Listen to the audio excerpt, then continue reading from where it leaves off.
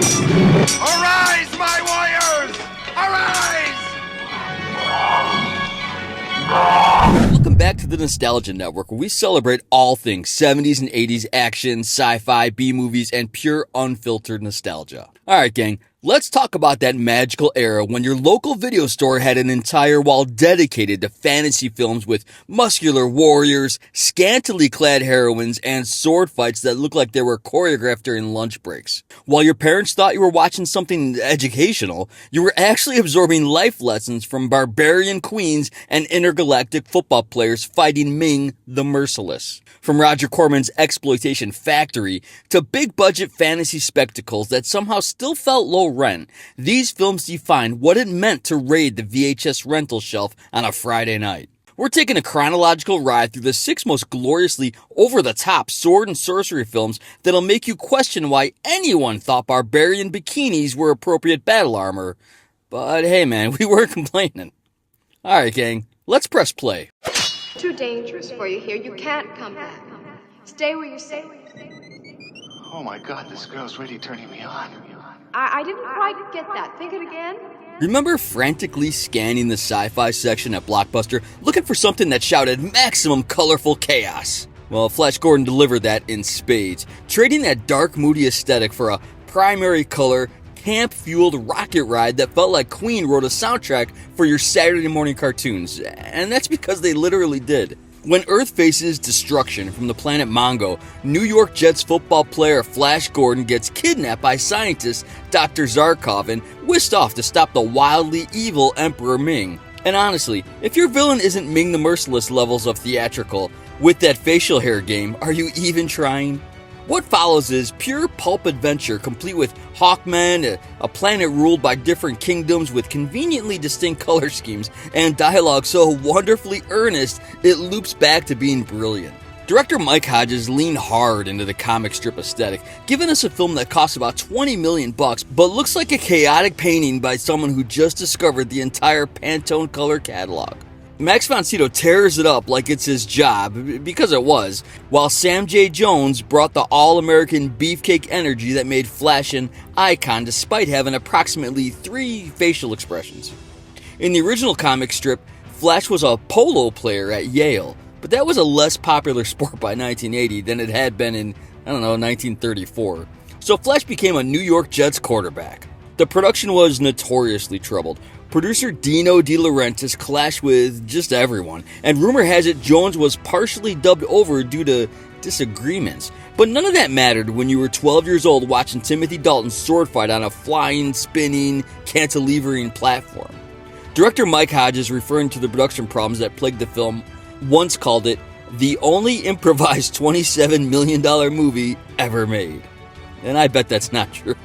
The Queen soundtrack alone elevated this thing to just legendary status, turning what could have been a forgotten camp exercise into something that defined gloriously excessive for an entire generation. Now that's Flash Gordon, and that's Queen. Flash jumping towards the camera screaming, "Yeah!" was improvised by Sam J. Jones. Nobody could figure out what scene to end the movie with, and that one pretty much nailed it. Look out, Flash!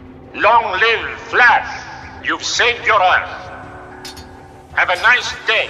Yeah! An age undreamed of. An age of swords and sorcery. An age of demons, dragons, witches. Now this one lived on the bottom shelf of your video store, and you know the section where the cover art promised way more than that budget could even deliver, but you rented it anyway because those painted VHS covers were basically true-thin advertising for teenage curiosity. It's 1982's Sorceress. Twin sisters Mira and Mara are raised by a wise old warrior after their warlock father tried to sacrifice them at birth. Solid parenting, my man. And they grow up to become barbarian warriors with magical powers, fighting against dear old dad and his evil scheme across a landscape that looks suspiciously like whatever Southern California locations the crew could probably get into that week. The plot involves their destiny to defeat their father Tragon, played by the reliably villainous character actor who knew exactly what kind of movie he was in. while our heroines learn to harness their mystical connection and swing swords at various henchmen wearing mismatched armor. Legendary B-movie producer Roger Corman cranked this one out through his New World Pictures factory with his usual efficiency, meaning most of the music was taken from James Horner's score for Battle Beyond the Stars in 1980, and repurposing every bit of IP from that flick was Corman's trademark. But Corman understood his audience and delivered exactly what that VHS cover promised. Directors Jack Hill and uncredited Jim Ranowski kept things moving at a pretty brisk pace, understanding that when your special effects budget maxes out at sparklers and colored lights, you better have compelling characters, or at least memorable visuals. The film features twins Leigh and Lynette Harris, Playboy playmates who brought enthusiastic energy to roles that required more physical commitment than dramatic range. Paired with practical effects that scream, hey man, we had 3 days to shoot this sequence. After the film was finished, producer Roger Corman had it recut and removed director Jack Hill's name from it, though Hill said over the years he asked to have his name removed because he didn't like the changes Corman made. The credited director, Brian Stewart, is actually the first names of Corman's 2 sons. What Sorceress lacked in polish, it made up for in pure Corman-esque efficiency and a willingness to embrace its exploitation roots while still delivering sword and sorcery action. This was the movie you watched at your sleepover specifically because your friend's older brother said it was awesome. While it definitely wasn't winning Oscars, it understood its assignment and delivered enough barbarian mayhem to justify that weekend rental. Been buried 1,000 years, you know? Strength. For your sword arm must have no equal. I give you that strength. Man, Arnold Schwarzenegger was fresh off Conan the Destroyer, and somehow the universe decided, you know what we need? Arnold in another sword and sorcery flick. But this time, he's not the main character, and his name is Calidor for some reason. It's 1985's Red Sonja. Red Sonja puts Brigitte Nielsen front and center as the flame-haired warrior seeking revenge against Queen Gedrin, Sandal Bergman doing her best evil scenes, who murdered Sonja's family and now possesses a mystical glowing talisman that'll destroy the world because that's what talismans do, I guess.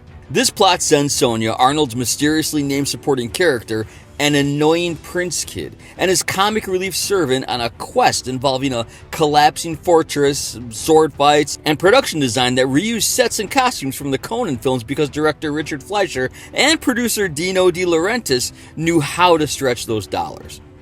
With a budget of around $17.9 million, the film looked appropriately expensive with practical sets and location shooting, but something felt off. And maybe it was the awkward chemistry between Nielsen and Schwarzenegger, or perhaps the script's inability to decide if Sonja should be a fierce independent warrior or need constant rescuing by Arnold's ample biceps. Arnold Schwarzenegger signed up for a glorified cameo as a favor to producer Dino De Laurentiis. Much to his surprise, he was on the set for 4 weeks, which is about 3 weeks longer than he expected. He discovered after watching a rough cut of the movie that the role had been expanded to co-star, thanks to crafty angles and multiple cameras. Soon after, Schwarzenegger decided to terminate his 10-year contract with De Laurentiis. The film performed disappointingly at the box office, but it found immortal life on VHS, where kids didn't care about critical reception, man. They just wanted sword fights and monsters, which Red Sonja delivered alongside Nielsen's commanding physical presence that made her instantly iconic despite the material. Arnold Schwarzenegger and Brigitte Nielsen allegedly had an affair during filming, and you have to wonder, since Sigourney Weaver was considered for Red Sonja, would that still have been the case? Either way, this was peak mid-80s fantasy excess, complete with that very specific lighting style that made everything look like it was shot through a fog machine set to maximum atmosphere. And honestly, that's exactly why we loved it, man. Flaws and all. Where are you? I'll be no man's slave and no man's whore. And if I can't kill them all by the gods, they'll know I've tried. Wanton warlords sacked her village, violated her sisters, and took her most precious. Roger Corman's Sorceress was the appetizer. The Barbarian Queen was producer Corman saying, let's do that again, but with even more creative budgeting and testosterone. This Argentina co-production starred Lana Clarkson as Amethea, a warrior queen whose village gets raided on her wedding day, man. Talk about bad timing. Leading to the groom's capture and Amethea forming an all-female revenge squad to infiltrate the evil Lord Arakur's city, free the prisoners, and generally wreck shop with swords, determination, and costumes that provided minimal protection but maximum 1980s video store shelf appeal. The plot is straightforward barbarian exploitation, man. Torture dungeons, arena battles, palace infiltration, but director Hector Oliveira brought a surprising level of competence to material that easily could have been unwatchable, filming in Argentina with local crews and actually delivering decent production values despite the obvious budget constraints. This was Corman's New World Pictures doing what they did best, identifying a profitable exploitation niche post-Conan's Sword and Sorcery with strong female leads, and cranking out content that delivered exactly what the poster promised without apology at all. Clarkson brought genuine physicality and commitment to Amethea, doing her own stunts and sword work while delivering dialogue that ranged from empowering battle cries to hilariously awkward come-ons, all while maintaining the kind of earnest intensity that made these B-movies work. The film featured genuinely brutal torture sequences that earned it controversy and made it a staple of late-night cable, where it played endlessly throughout the late 80s and early 90s, becoming a rite of passage for genre fans sneaking downstairs after parents went to sleep because honestly, most all of these scenes were topless. This was Kat Shea's, actress and future director, first lead role. She was sent to audition by her agent, but they hired somebody else. Then that actress got a TV pilot and Shea was the next in line, so they offered it to her. She flew to Argentina where she said she, quote unquote, spent 2.5 months wearing skimpy outfits or nothing at all. And I could attest to both of those. The Barbarian Queen understood its exploitation roots and leaned into them while still giving audiences legitimate action sequences and sword fights, and a female protagonist who actually fought back and won, which was way more progressive than it gets credit for. Man, these fight scenes were choreographed super well. They were immense in scope and delivered the goods. This became a cult favorite specifically because it was rough around the edges, but delivered authentic B-movie skin and thrills without pretension. The kind of film that defined an entire subsection of the video store where cover art promised adventure and the movies mostly delivered despite its obvious limitations. There are some people in this world who will never be your slaves. Do you think we can get the horses through all this?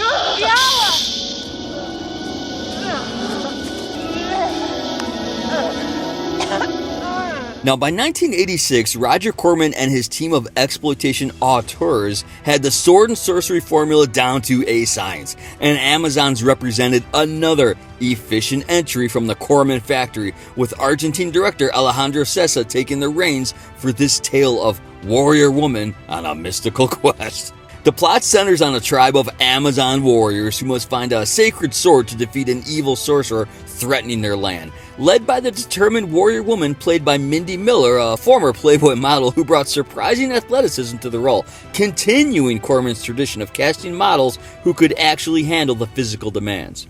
What follows is a journey through various landscapes, forests, deserts, ancient ruins, as our heroines battle monsters, mercenaries, and the sorcerer's minions, all while the production crew made the most of Argentine locations and whatever props could be borrowed from previous Corman productions.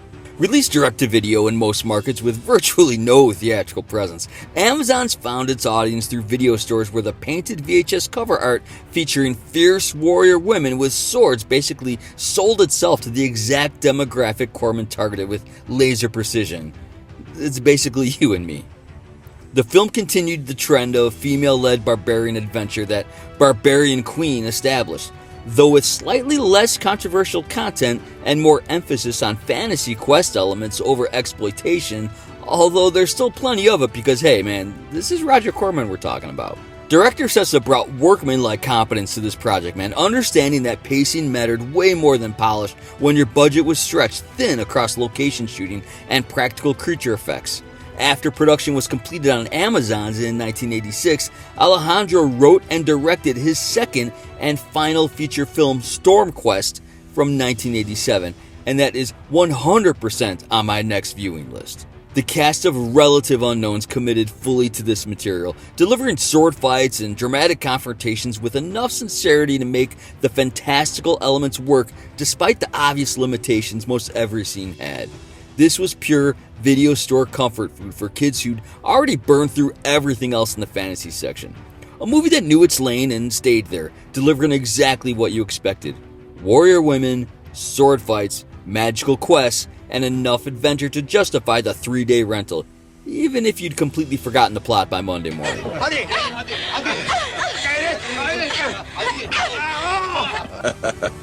I have fought my way here to the castle beyond the Goblin City to take back the child that you have stolen. For my will is as strong as yours. We're going to play a game of which one of these things doesn't belong. And oh hell, it's Jim Henson creating something that shouldn't work on paper but absolutely does in practice. It's 1986's Labyrinth, a dark fairy tale featuring David Bowie's magnificent his magnificent performance as Jareth the Goblin King. And for real, the guy nailed it, man. When teenage Sarah, played by hottie Jennifer Connelly, foolishly wishes her baby brother away to the said Goblin King, she's granted exactly what she asked for and must navigate a massive labyrinth filled with bizarre creatures, MC Escher-inspired architecture, and musical numbers that somehow don't feel out of place in this gothic acid trip puppet spectacular. George Lucas produced and Jim Henson directed, bringing together practical puppetry, elaborate sets built at England's Elstree Studios, and Bowie at peak otherworldly charisma to create something that confused audiences in 1986 but became an absolute cultural touchstone for kids who discovered it on VHS throughout the late 80s and 90s. Now, this film bombed theatrically, earning only about $12.9 million against its $25 million budget, but home video transformed it into one of those shared generational experiences where everyone remembers the Bog of Eternal Stench, the helpful worm, and those damn fire-throwing goblins with detachable heads and limbs. Henson's team crafted hundreds of puppets and creatures using practical effects that still hold up beautifully because they're physically there on the screen, giving the film a tactile reality that CGI could just never replicate, while conceptual designer Brian Frode's distinctive aesthetic created a world that felt genuinely alien and magical. Bowie contributed 5 songs to the soundtrack, including The Magic Dance, which has lived rent-free in every Gen X brain for nearly 4 decades, and his performance walks the perfect line between menacing and seductive without even feeling inappropriate for the actual material. Connelly grounds the fantastical elements with a genuinely relatable performance as a teenager who must literally grow up over the course of one impossible night, learning that words matter and fairy tales have consequences, man. Labyrinth represents the absolute peak of practical puppetry in cinema, a film so uniquely weird and wonderful that it couldn't have been made any other time or by any other team. And while it's technically more polished than our other entries, it earned its place in every 80s kid heart through the same video store shelf that housed all these barbarian adventures. Just fear me, love me, do as I say, and I will be your slave.